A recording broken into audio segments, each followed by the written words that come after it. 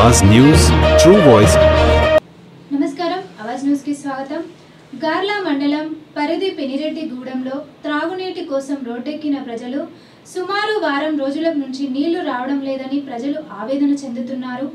బావి ట్యాంకర్ల ద్వారా త్రాగునీరు అందించాలని సంబంధిత అధికారులను కోరుతున్న ప్రజలు మిషన్ భగీరథ పైప్లైన్ వేశారు కానీ కనెక్షన్లు ఇవ్వడం మర్చిపోయారు।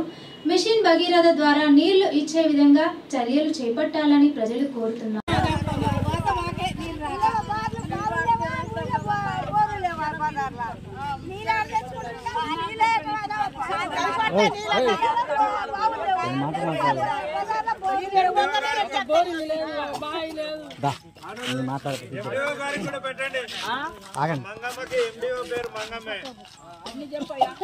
పినిరెడ్డిగూడెం గ్రామ పంచాయతీ బొడ్రాయి బజారు 1-2 వార్డులలో గడిచిన కొన్ని వారాల నుంచి మంచినీళ్లు రావట్లేదు।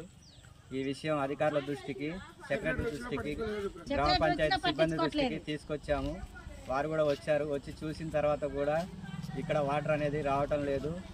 మన గ్రామ పంచాయతీలో 4 నుంచి 3-4 మోటార్లు ఉన్నాయి, వాటర్ ఉంది బావిలో, అయినా కానీ వాటర్ అనేది ఇవ్వటం ఇబ్బంది పెడుతున్నారు। గ్రామ పంచాయతీ కూడా సమయపాలన పాటించట్లేదు।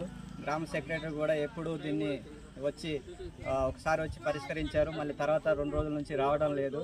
అందరూ దీని మీద దృష్టి సారించి మంచినీళ్ళు ఇస్తారని, లేదంటే మండల ఆఫీస్కి, కలెక్టర్ ఆఫీస్కి తర్వాత వెళ్ళి మంచినీళ్ళు ఇచ్చే విధంగా పోరాటం చేయడం జరుగుతుంది।